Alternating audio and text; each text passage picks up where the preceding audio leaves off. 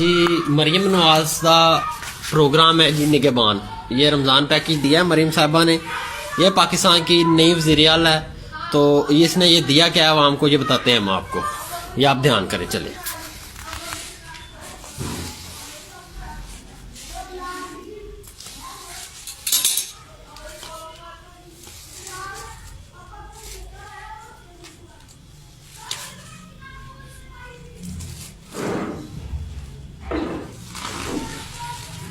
चलो जी, ये जी पैकेज खुल गया जी।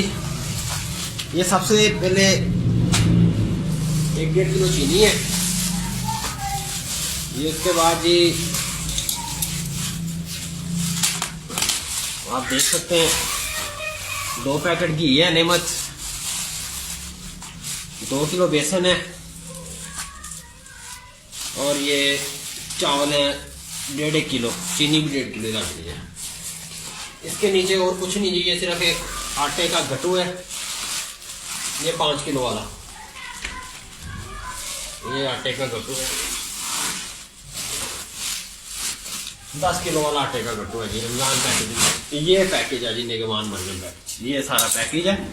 ये ड्रामा लगाया हुआ जी उन्होंने अवाम के साथ। ये घी है जी, ये इसमें डाले हैं जी। ये पूरा रमजान इनका क्या खाएगा एक गरीब बंदा।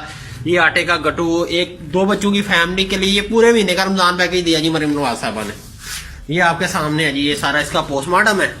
ये चेक करें जी, ये था जी इनका पैकेज।